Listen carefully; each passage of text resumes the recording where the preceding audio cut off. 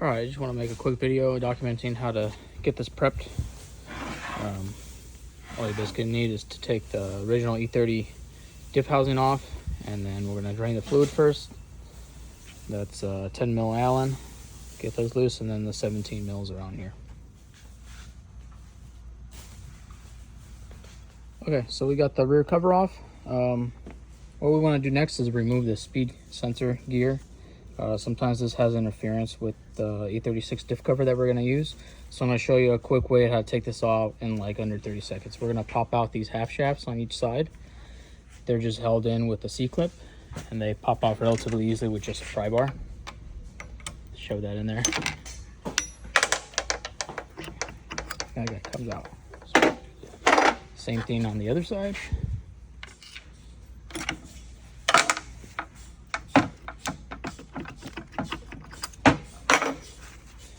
Alrighty, so we got the half shaft out. Now we're going to take off these side covers. They're by 13 mil on both ends. And you want to keep the left side with the left end and the right side with the right side because they're spaced out correctly. Once those are loose, you can just tap it gently on this side and they start coming off the casing. And you can see the diff is already loose in here. So we're just going to pop this out, and then there's an O-ring in here too as well. So I recommend changing the O-rings on both sides to minimize leaks. And then we'll silicone this gasket afterwards. All right, so we got them loose. We're making sure we're leaving the shims on the correct side. Now we can pull the center case out, and then this ring gear just pops right off. It's easy. All right, so we got this thing out. One other way of doing this is you can cut these gear ends with tin snips. We've done that in the past, but if you don't want to cut this and you want to replace all your seals, this is the better option. This thing will just taps out. It's press fit on here, and it taps out very easily. So I just get a screwdriver, start tapping from the bottom. It doesn't matter if this gets ruined. This will just trash. So we'll toss this in the trash, and then we can put everything back together how we took it apart. So now we can put on the E36 diff cover, and you're not going to have any interference with the speed sensor coming through here. Alrighty, so we got the rear suspension out of the car. Factory unit there. Here's a upgraded subframe with the larger diff case, 188. We're going to try to leave this as light as possible so we can put it in the car, get the rear bracket lightened up where it needs to be welded.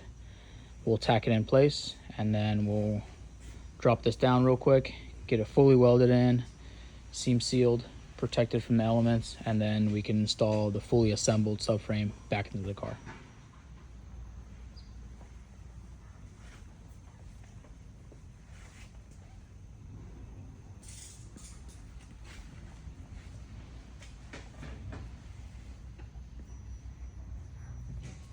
All right, so we got the car up in the air.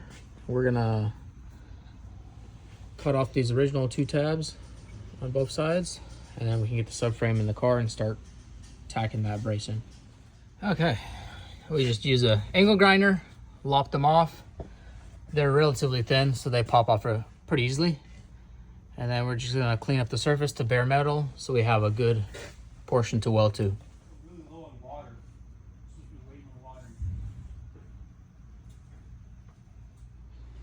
All right, we got the subframe up in the car.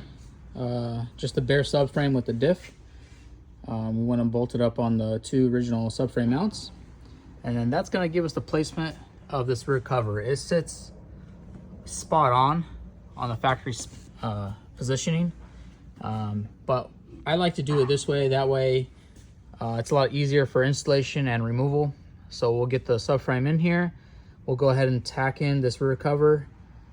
We can pull the subframe out, weld it in fully all around, protect it with seam seal undercoating, and then we can assemble the full subframe on the floor with the trailing arms, with the sway bar mount, everything on there, and then put it in as one unit. Okay, we got the rear cover welded in there. We're gonna apply some seam sealer and some rubberized undercoating, and then we can actually install the full subframe assembled with the diff, trailing arms, sway bar, and the installation is going to be the same as the OEM subframe removal. So basically the two main subframe mounts and the rear diff cover mount. And that's it. We had good luck with this seam sealer made by Valvoline. It has the OEM appearance and black in color, so it dries relatively quickly and worked well for us.